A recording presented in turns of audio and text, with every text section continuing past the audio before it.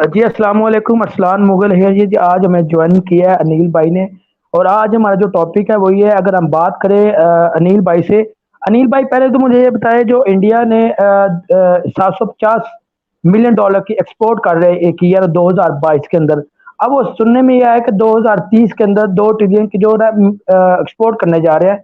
तो मुझे क्या क्या लगता है आपको, पाकिस्तान भी 1947 को आज़ाद हुआ, इंडिया भी 1947 को आज़ाद, इंडिया ने क्या ऐसी पॉलिसी अख्तियार की है कि वो इंडिया इतना डेवलपमेंट हो गया। अगर व्हीकल्स की बात करें, व्हीकल्स पाकिस्तान में इस टाइम जो एक जो व्हीकल है, सबसे जो छोटी व्हीकल 650 से, इसका रेट अभी 28 लाख रुपया हो गया पाकिस्तान के अंदर। अगर इंडिया की बात करूं, इंडिया के इस व्हीकल्स का रेट है सबसे लाख, 2-3 लाख, 2.5 लाख है ना, 2.5 लाख रुपए था। इस पे आप क्या कहेंगे? हमारी आवाम भी सुनिए, आप क्या कहेंगे इस बारे में? सर्वप्रथम आपने अपने चैनल में आमंत्रित किया, इसके लिए धन्यवाद। और आपके श्रोताओं को, दर्शकों को मेरा नमस्कार। भाईजान, आपको भी रमजान मुबारक हो। और जहां तक मैं आपका प्रश्न समझ पाया हूं, उसमें आप यह जानना चाहते हैं कि अगस्त 1947 में दोनों मुल्क एक साथ आजाद हुए, लेकिन इंडिया डे पर डे विकास करता जा रहा है, उसके एक्सपोर्ट्स बढ़ते जा रहे हैं। और पाकिस्तान में इस समय महंगाई आ गई है। मतलब आपके कहने का कि पाकिस्तान में जो है इस समय आर्थिक रूप से गिरावट का दौर चल रहा है। ठीक है, यह प्रश्न बहुत गंभीर प्रश्न है और इसका उत्तर अगर हम खंगालें तो भारत का आर्थिक इतिहास हमें देखना। आपके प्रश्न का पहला पोर्शन है, पहला हिस्सा है कि भारत कैसे डे पर डे विकसित। साहब, विकास एक प्रक्रिया होती है, एक दिन में विकास नहीं होता है। यह एक लंबी प्रक्रिया। जब हमारा मुल्क आजाद हुआ तो पहला कार्य हमारे जो नेता थे, हमारे जो फ्रीडम फाइटर्स थे, जो चुन करके संसद में आए थे, उनके सामने एक दायित्व था कि संविधान बनाए। उन्होंने संविधान बनाया। 2 वर्ष 11 माह 18 दिन का समय लगा। उसके बाद उन्होंने पहला जो कार्य किया कि देश को जो अंग्रेज लोग गरीबी, गुर्बत, बेरोजगारी या शिक्षा आदि दे के गए थे विरासत में, उससे दूर करने के लिए योजना बनी। प्रथम पंचवर्षीय योजना, द्वितीय पंचवर्षीय योजना, इस तरह से। मतलब अब शॉर्ट में कहें तो हमारे यहाँ एक प्रधानमंत्री आते हैं, रेडियो देते हैं, दूसरे आते हैं टेलीविजन देते हैं, तीसरे आते हैं कंप्यूटर देते हैं, चौथे आते हैं मोबाइल देते हैं, पांचवें आते हैं, या पांचवा ये नंबर नहीं है, मैं वैसे बता रहा हूं कि जो अभी जैसे मोदी जी आए हैं तो इन्होंने क्या कार्य किया, जो पहले के जितने भी विकास हुए थे इन्होंने उसी विकास प्रक्रिया को और थोड़ा तेज कर दिया।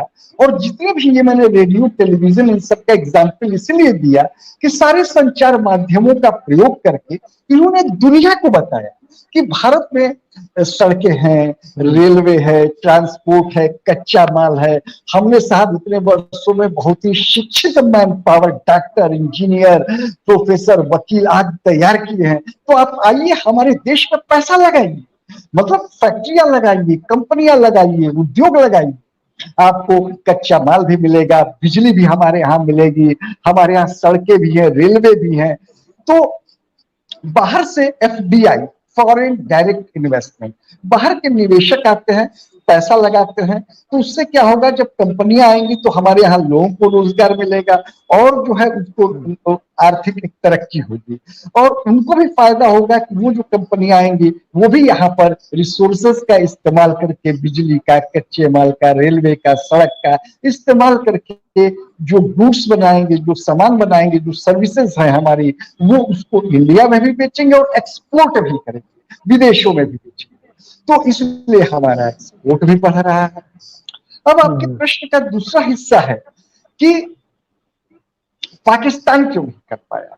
साहब, हमारे यहां पर क्या है कि डेमोक्रेसी नहीं, लोकतंत्र रहा। क्योंकि जो हमारे जो नेता लोग हैं वो जनता के प्रति जिम्मेदार हैं, फौज के प्रति नहीं। जनता का मतलब कि जब वो 5 साल अच्छा कार्य करेंगे तो जनता फिर से उन्हें चुन करके अगले 5 साल के लिए कार्यकाल देते हैं। ये एक चीज है। आपके यहाँ क्या हुआ कि जब आपका मुल्क आजाद होता है तो देखिए परिवर्तन जो लाता है हमेशा मीडियम क्लास लाता है। फ्रांस में बुर्जुआ की क्रांति, बुर्जुआ मीडियम क्लास को ही कहा जाता है, फ्रेंच वर्ड है। तो जो मीडियम क्लास जैसे डॉक्टर, इंजीनियर, वकील, प्रोफेसर, साइंटिस्ट, इंडिया को भी आजाद कराने वाले मीडियम क्लास के ही लोग थे, बाबू सुभाष चंद्र बोस, महात्मा गांधी आदि सब। आपके यहाँ पर क्या हुआ कि मोहम्मद अली जिन्ना साहब ही एक मीडियम क्लास के थे, लियाकत अली खान साहब की भी हत्या हो जाती है, तो जो नवाब जमींदार थे वो बैक डोर से सत्ता में आ जाते हैं। सिंधु के नवाब, बलूचिस्तान के नवाब, और जो यहाँ के रिच मुहाजिर थे, जो इंडिया से गए हुए नवाब जो मुहाजिर थे, गरीब मुहाजिरों को कौन पूछता है, अमीर मतलब जैसे यूपी बिहार के जो नवाब थे, तो इन्होंने क्या कार्य किया कि वहां जन समर्थन हासिल करने के लिए पंजाब थोड़ा सा बलूचिस्तान सिंध से थोड़ा ठीक कंडीशन में था, क्योंकि वहां की जमीन लैंड फर्टाइल थी, वहां के लोगों को थोड़ा समर्थन हासिल किया, और वो लोग ही आपकी जो राजनीतिक दल है उनको नियंत्रण करते हैं। मतलब आप देखिए पिछले 75 सालों में आपकी कोई भी एक सरकार, केवल एक सरकार 5 साल रही, उसमें भी 3 प्रधानमंत्री बदल गए, बाकी कोई सरकार 5 साल नहीं टिक पाए। तो आपकी विकास की योजनाएं कैसे बनेंगी जब जनता के प्रति जिम्मेदारी नहीं है? जनता के प्रति जिम्मेदारी न हो करके राजनेताओं की जो ज्यादा जिम्मेदारी रही वो रही इस्टेब्लिशमेंट, फौज के प्रति। आपके अयूब खान थे जब आए तो उन्होंने संविधान ही साहब बहुत लंबे समय बाद बनाया, 7-8 साल बाद, और संविधान भी जो बनाया जाता है उसमें सबकी नुमाइंदगी ली जाती है, बलूचों की, सिंधियों की, पंजाबियों की, खैबर पख्तूनख्वा की। हमारे देश में जो संविधान सभा बनी उस वक्त तो 562 रियासतें थी, हमने रियासतों के भी जो प्रतिनिधि थे उसको संविधान सभा में शामिल थे। रियासत यानी राज्य रहने वाले, उन लोगों ने भी, क्योंकि अंग्रेजों ने जो मुताहरा साइन किया था इंडिया पाकिस्तान के साथ, वो ये साइन किया था कि पाकिस्तान का रकबा इतना होगा, उन्होंने एक लाइन खींच दी। उसके बाद इंडिया का हिस्सा, पाकिस्तान के हिस्से के बाद तीसरा वर्ग था रियासतों का, राजाओं का। उनको कहा कि इनको इंडिया में शामिल होना पड़ेगा या पाकिस्तान में शामिल होना पड़ेगा। तो जो 562 रियासतें इंडिया में शामिल होनी थी उनका भी जो नुमाइंदगी थे वो हमारे संविधान सभा में थे। आपके यहाँ क्या हुआ कि जो संविधान है वो जिसे आप लोग आइन कहते हैं, कॉन्स्टिट्यूशन जिसे कहते हैं, तो वो साहब कई बार सस्पेंड होता रहा, वो एक स्थायी नहीं रहा। जैसे आजकल एक चल रहा है अदलिया, अदलिया मतलब न्यायपालिका। आपके यहाँ ही जजेस हैं 2 भागों में बटे हुए हैं।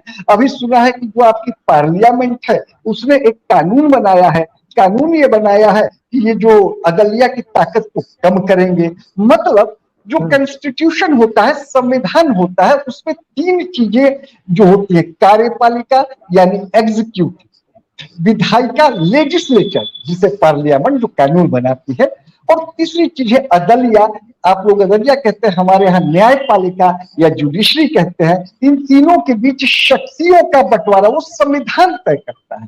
तो उससे आपकी जो अदारे हैं वो अपने हदूद में रहते हैं। लेकिन आप यहाँ व्यवहार रूप से जब ये चीजें नहीं लागू हो पाएंगी तो किस तरीके से आप न्याय करेंगे? आपके जो पॉलिटिशियंस है, जो आपके राजनेता है, वो जनता के प्रति उत्तरदायी न होकर के फौज के प्रति ज्यादा उत्तरदायी होते हैं। ये उसके पीछे भी कुछ कारण थे। जब देश का बंटवारा हुआ तो 33% फौज पाकिस्तान के हिस्से गई और 17% रेवेन्यू गया। तो वो जो 33% जो इतनी भारी फौज थी उस पर जब आपके जियाउल माफ करिएगा कायदे आजम जिन्ना, आपके यहाँ कायदे आजम जिन्ना कहते हैं, उनका बड़ा सम्मान है पाकिस्तान में जिन्ना साहब का, तो उनकी मृत्यु हो जाती है। तो अयूब खान, फिर जनरल जियाउल हक, ये लोग सत्ता पे काफी समय तक प्रभावी रहते हैं। ये लोग जो कार्य करते हैं, जो विदेशों से डॉलर लेते हैं, वो डॉलर लेते हैं यूएसएसआर से लड़ने के लिए, और वो डॉलर लेकर के अपने बच्चों को अमेरिका पढ़ाते, आवा मरे तुम। ये साहब रहा एक शौक। इसलिए जो है आप लोग विकास उस हिसाब से नहीं कर पाए। आज आपके पास 126 बिलियन डॉलर का कर्ज है, विदेशी कर्ज। घर के अंदर के कर्ज की बात नहीं कर रहे हैं, घर के अंदर का कर्ज मिलाए तो मेरे ख्याल में वो करीब जाएगा 300 या 350 बिलियन डॉलर के आसपास। तो वो घर वाले कर्जे की बात नहीं कर रहा है। तो जो वो 126 बिलियन डॉलर का कर्ज है उसी के जो सूद है वही नहीं चुकाने में दिक्कत आ रही है ना, इससे आप सकते। हाँ, अच्छा, मुझे ये बताएं आप कि अगर हम व्हीकल्स की बात करें पाकिस्तान के अंदर, इस टाइम जो व्हीकल्स का रेट हो गया वह एक व्हीकल का रेट 28 लाख रुपए पाकिस्तानी है। अगर पाकिस्तान इंडिया की बात करें, इंडिया में इस टाइम जो है व्हीकल्स बहुत कम रेट पे है, 2-3 लाख व्हीकल्स बन रही है। मुझे ये बताएं कि सवाल मेरा आपसे ये है कि इंडिया के जो व्हीकल्स क्या इतनी सस्ती हैं, पाकिस्तान में क्यों इतनी महंगी, डे बाय डे पाकिस्तान महंगी होती है। अगर डॉलर को भी कंपेयर करें तो फिर भी पाकिस्तान की फिर ज्यादा महंगी है। अगर हम कन्वर्ट भी करें पेमेंट को, फिर पाकिस्तान की ज्यादा जो व्हीकल का रेट। समझ गया मैं आपकी बात से। ऐसा है कि जब आप मैन्युफैक्चरिंग नहीं करेंगे, निर्माण नहीं करेंगे, बिल्कुल, बाहर से हम इंपोर्ट करते हैं ना, इंपोर्ट करते हैं पहली चीज। दूसरी चीज, डॉलर के मुकाबले पाकिस्तानी रुपए का रेट जो है तेजी से गिरा है। अब उसके गिरने का बिल्कुल कारण ऐसे। क्या है कि मांग के नियम के हिसाब से मुद्रा का रेट तय होता है, पहली चीज। तो मांग कम हो गई पाकिस्तानी रुपए की, क्योंकि आप कुछ एक्सपोर्ट नहीं करते, आप बना के बेचते नहीं, केवल खरीद रहे हैं, पहले। अब देखिए, जब अभी हमने एग्जाम्पल लिया था जियाउल हक का, ये जियाउल हक साहब ने अपने कार्यकाल के दौरान केवल यही एक छोटा सा कार्य अच्छा किया कि उन्होंने एग्रीकल्चर, खेती पे थोड़ा सा पैसा खर्चा कर दिया था। नहीं तो सारा पैसा जो डॉलर उन्हें मिला, उन्होंने वो डॉलर से या तो उनके जो फौजी भाई थे अपने बच्चों को अमेरिका पढ़ाते थे, फ्रांस ब्रिटेन में पढ़ाते थे, या फिर उन्होंने अपनी फौज पे ही खर्चा किया, ठीक। और एग्रीकल्चर पे थोड़ा सा उनके शुरुआती दौर में कार्यकाल हुआ था, केवल एग्रीकल्चर पर, मैन्युफैक्चरिंग में एकदम काम नहीं हुआ। तो जब आप कुछ बनाएंगे नहीं तो आपको महंगा तो पड़ ही जाएगा, पहली चीज। मुझे उसके ये बाद जो बताएं आप, जो आप कंटिन्यू करें आप। हाँ, मैंने बेसिक जो रीजन यही है कि आपके यहाँ मैन्युफैक्चरिंग नहीं है। और दूसरी चीज क्या है कि जो आपने महंगे लोन ले लिए हैं, जो पावर हाउस जो चाइना से महंगे ब्याज दर पे लिया है, तो बिजली आपको महंगी पड़ रही है। क्योंकि अगर 100 रुपए की चीज है, आपने 20 रुपए का ब्याज ही देना है, तो 120 रुपए आप बिजली बेच के ही तो निकालेंगे। चाइना जो है, जो कर्ज देता है किसी भी देशों को, तो वो कम समय के लिए देता है, पहली चीज। ज्यादा महंगे ब्याज पे देता है। और तीसरा, जो उसके प्रोजेक्ट होते हैं उस पर जो नौकरियां देता है वो अपने ही लोगों को देता है। वो जैसे श्रीलंका के हालात देखे, तो श्रीलंका के हालात के पीछे, क्योंकि मान लीजिए एक छोटा सा उदाहरण लेते हैं कि कोई एक डैम बनाना, एक बांध बनाना है साहब, तो बांध बनाने में बहुत पैसा लगेगा, ठीक है। लेकिन उससे जो बिजली बनेगी और जो सिंचाई होगी, वो इतने महंगे दाम पे आप नहीं बेचेंगे कि एक ही महीने में साहब पूरी बांध का खर्चा निकला। ये तो नहीं कर सकता कोई। वो धीरे धीरे पैसा वापस आता है, धीरे धीरे पैसा वापस आता है। इसका मतलब आपको ज्यादा समय के लिए कर्जा मिले, 20 साल के लिए मिले, 15 साल के लिए मिले, और कम ब्याज पे मिले। अब मान लीजिए वर्ल्ड बैंक ही एक ऐसी संस्था है जो लंबे समय के लिए देती है, कुछ और भी बैंक है, और कम ब्याज पे देती है। वो आपको लोन देने को तैयार नहीं। चाइना क्या काम करता है कि 3 साल, मैक्सिमम 5 साल के लिए लोन देता है आप लोगों को, या और भी मुल्कों को, अफ्रीका को, श्रीलंका को। तो किस्तें हो गई ज्यादा, दूसरी ब्याज भी हचक करके लेता है, बहुत महंगा लेता है ब्याज भी। और जो उसके प्रोजेक्ट होंगे उस पर जब वो अपने लोगों को नौकरी देगा, तो जब अपने आपके लोगों को नौकरी नहीं मिलेगी तो टैक्स कहां से देंगे? अगर आपके लोगों की सरकार की आमदनी टैक्स से होती है, अगर आपके 100 लोगों को नौकरी मिली, उनकी आमदनी बढ़ी, तब वो टैक्स देंगे। वो तो चाइनीज लोगों को रखता है, वो छोटे मोटे काम केवल पाकिस्तानी लोगों को दे देता है। श्रीलंका में भी यही किया, क्योंकि उससे जानबूझ करके जमीन हड़पनी है। उसने श्रीलंका का हम्बन को जो है जब कब्जे में ले लिया, तो श्रीलंका तो तुरंत कब्जे में नहीं लिया। जब ज्यादा कर्जा हो गया तो श्रीलंका ने बोला, तो उसने कहा और कर्जा ले लो, और कर्जा लेकर उसने कोलंबो पोर्ट ट्रस्ट लिया। आज वहां पे केवल चाइनीज पासपोर्ट जो है चलते हैं, केवल चाइनीज पासपोर्ट से ही कोलंबो पोर्ट ट्रस्ट में लोग एंट्री कर पाते हैं। एक तरीके से श्रीलंका का कोलंबो पोर्ट ट्रस्ट और ये हम्बन टोका चाइना का ही हो गया। भाई जमीन उसने हथिया नहीं, ये है। तो अब आप समझ सकते हैं। हाँ जी, आप करें, कंटिन्यू आप करें, आप, मैं बात करता हूँ, कंटिन्यू करें आप। कि जो मैंने इतिहास की बात करी, कि आपके जो हुक्मरान थे उन्होंने आर्थिक नीतियों पर ध्यान नहीं दिया, और ये परिस्थितियां कब कहां से आ गई वो भी मैं बता देता हूँ। चाइना वाली जो एंट्री हुई है, पहले आप अमेरिका पर आश्रित थे, लेकिन अमेरिका की नीति डायरेक्ट ट्रक पॉलिसी की नहीं थी। ऐसा नहीं था कि लोन दो और जमीन हथिया लो, वो इमदाद भी दे देता था और दूसरी चीजें कुछ जो लोन देता था, कर्ज जो है सस्ते उस पर दे देता था। लेकिन जब 2001 न्यूयॉर्क वर्ल्ड ट्रेड सेंटर पे अटैक हुआ, परवेज मुशर्रफ साहब ने अपने ही लोगों को डॉलर के लालच में मरवा दिया, क्योंकि वो आप ही के लोग थे अफगानिस्तान तालिबान, उन्हीं को ट्रेनिंग जियाउल हक ने दिया था। ठीक है, तो वो जो है पाकिस्तान में विरोध हुआ, अमेरिकी विरोधी भावनाएं भड़क गई। अब आपके नेताओं पे कहा जाता था, आपके सेनाध्यक्ष से कहा जाता था डू मोर, और करो और करो।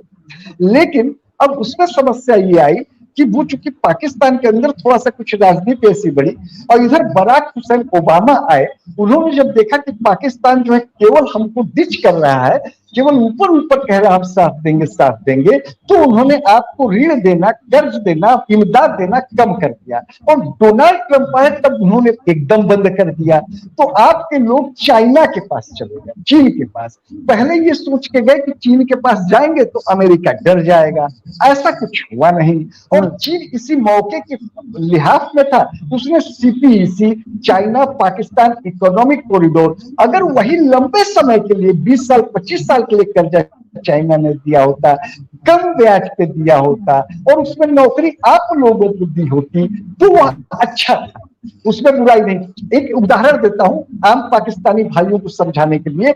जैसे कोई आदमी नौकरी कर रहा, मान लीजिए उसकी तनख्वाह 100 रुपया है, मान लीजिए 100 हो, 1000 है, 10,000, 1 लाख, कुछ भी मान लीजिए, उसमें से वो कुछ पैसा बचा पाता है। अब उसे लगा मैं किराए के घर पे रहता हूं, तो एक काम करूं कि मैं कर्जा ले लेता हूं, जो मकान का किराया मैं 10 रुपया दे रहा हूं वो मैं बैंक को दे दूंगा, और प्लस जो बैंक ब्याज लेगी, अगर आधा 1% ब्याज लेती है, 15 साल 20 साल के लिए दे देती है, हमारा घर हो जाएगा। बैंक का नुकसान नहीं है, क्योंकि बैंक क्या काम करेगी कि 5 साल अगर आपने उसका कर्जा दिया, उसका लोन का किस्त दिया और नहीं दे पाते हैं, तो मकान को किसी दूसरे को बेच देगी। मतलब ये कहने का, जब किसी दूसरे को बेचेगी तो वो पूंजी बढ़ती है। हमेशा पूंजी बनाने के लिए अगर आप कर्ज ले रहे हैं तो गलत नहीं है, लेकिन वो लंबे समय के लिए हो और कम ब्याज दर पे हो, ये चीज महत्वपूर्ण है। चाइना ऐसा करता नहीं है। अब क्या है कि आप लोग आत्मनिर्भर बनने की कोशिश नहीं किए। एक उदाहरण इजराइल का मैं दूंगा। इजराइल ने भी उस दौर में अमेरिका से पैसा लिया था जियाउल हक के टाइम में, और लेकिन वह जब कर्जा लेता था अमेरिका से तो उसके बदले में कुछ कार्य मांग लेता था, जैसे F-16 इंजन उसका रडार बना लें, उसका कोई और छोटा पुर्जा बना दें। आपके यहाँ क्या होता है कि आपने मैन्युफैक्चरिंग इंडस्ट्री पे जोर नहीं दिया, बनाने पे जोर नहीं दिया, टेक्नोलॉजी पे जोर नहीं दिया। आपके यहाँ के हुक्मरान केवल डालर लेकर के अपना ही मौज करते रहे, बस ये रहा। तो अब आप समझ गए होंगे कि अब इधर कुआं इधर खाई, कुआं खाई का मतलब उधर अमेरिका कुआं और इधर खाई चाइना, दो के बीच में आपका जो मुल्क है पिस गया। चले मुझे ये बताएं, मुझे बताएं आप कि अमेरिका का जोर इंडिया पे नहीं चलता, उसका पाकिस्तान पर जोर ज्यादा चलता है। अगर हम बात करें इंडिया की, अगर जो इंडिया का जो ट्रेडिंग की है, ईरान के साथ ट्रेडिंग की, ऑयल की रशिया के साथ ट्रेडिंग की। अब इंडिया जो अमेरिका ने रोका पहले इस चीज पे कि आपने नई ट्रेडिंग करनी, अब उन्होंने ट्रेडिंग के पाकिस्तान रुक गया, मगर इंडिया को बोला, इंडिया नहीं रुका, उन्होंने ट्रेडिंग किया है। अमेरिका का जोर इंडिया पे नहीं चलता, पाकिस्तान पे चलता है। इस पर क्या करें, इंडिया इतना स्ट्रांग हो गया कि अब अमेरिका का उसका जोर नहीं चलता इंडिया पे। देखिए उसका कारण, उसके कई कारण हैं, मैंने बताया। सबसे पहली चीज है कि आपके जो हुक्मरान हैं वो हुक्मरानों को पाकिस्तान के अंदर की चिंता नहीं थी, क्योंकि वो जो लोग थे नवाब जमींदार मानसिकता के लोग थे। उनको जो है पाकिस्तान की जैसे सिंध है, बलूचिस्तान है, वहां के लोगों को एक प्रजा जिससे राजा लोग के समय में प्रजा होती थी, नवाब जमींदार के समय में होती थी, उस तरह से उनके रिसोर्सेज का यूज कर रहा था। एक एग्जाम्पल लूंगा, पंजाब में गैस सिंध बलूचिस्तान की आती है, पानी गिलगित बल्टिस्तान का आता है, उसके बाद बिजली आप जो जिसे आप आजाद कश्मीर कहते हैं और हम पीओके कहते हैं, पाकिस्तान ऑक्युपाइड कश्मीर, वहां से लेते हैं। और उन लोगों को वो मयसर नहीं, सब पंजाब, क्योंकि पंजाब के लोगों को मिला करके और पूरी आपकी जो फौज है उसने बाकी पाकिस्तान के लोगों को अपना गुलाम टाइप बना रखा है। ये है हकीकत। अब क्या होता है, इससे आपके रिश्ते खराब हुए अफगानिस्तान तालिबान से। वो भी समझ रहा है कि अफगानिस्तान तालिबान की पाकिस्तान फौज की क्या नीति है। डुरंड लाइन के विवाद की अगर आप बात करेंगे तो डुरंड लाइन का विवाद तो पहले भी था, लेकिन अफगानिस्तान तालिबान जब से आया है तब से तो और ज्यादा देखिए संबंध खराब हुए हैं। हाँ, एक जरा मैं फैक्ट ठीक कर दूं कि इंडिया ईरान के साथ चाबहार पोर्ट के जरिए बिजनेस कर रहा, तेल नहीं खरीद रहा। तेल हम लोग इंडिया के लोग रशिया से खरीद रहे हैं। अभी आप तक क्वेश्चन ये था कि इंडिया दब नहीं रहा। इंडिया साहब इतिहास में कभी नहीं दबा। आप देखिए, जब आप F-16 विमान खरीदते थे तो उधार खरीदते थे। हम MiG-21 विमान भी यूएसएसआर से नगद खरीदते थे। मतलब आप समझ गए होंगे कि कभी नहीं दबा का मतलब कि हमारे हुक्मरान पंडित जवाहरलाल नेहरू जैसे गुट निरपेक्षता की नीति का पालन किया। हम किसी गुट में नहीं, गुट निरपेक्षता मतलब किसी गुट में नहीं है, न यूएसएसआर न अमेरिका। आज भी हमारी यही नीति है। हम अपने नेशनल इंटरेस्ट देखते हैं।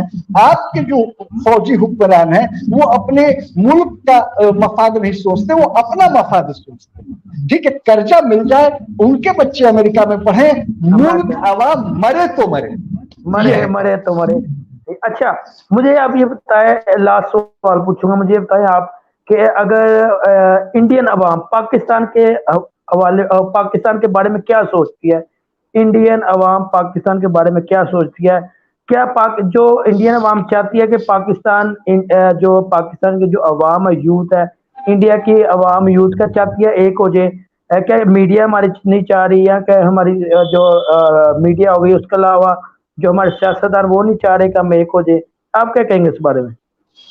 देखिए, इंडिया का स्टैंड बड़ा क्लियर है। मैं इंडिया का गवर्नमेंट की बात नहीं करूंगा, अभी हम बात करते हैं आम इंडियंस, जो आपका प्रश्न है। जो मैंने देखा है, जो मैंने समझा है कि यहाँ पर आम इंडियंस अमेरिका का सोचता है, जापान का देखता है, चाइना का देखता है, रशिया का देखता है, अफ्रीकन कंट्रीज हैं या और जो छोटे ममालिक हैं उनका नहीं देखता है।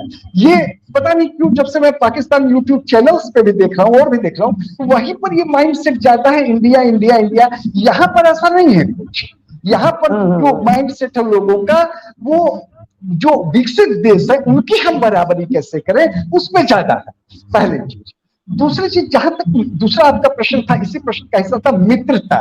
मित्रता का क्या सोचते हैं? तो इंडिया का स्टैंड बहुत क्लियर रहा है कि मित्रता सबसे, देखिए श्रीलंका की मदद करी, बांग्लादेश की भी अभी हाल में IMF पास जाना पड़ा, उस वक्त भी इंडिया बांग्लादेश ने पाइपलाइन बछाई, आपकी पेट्रोल पाइपलाइन वहां पर जो है किया।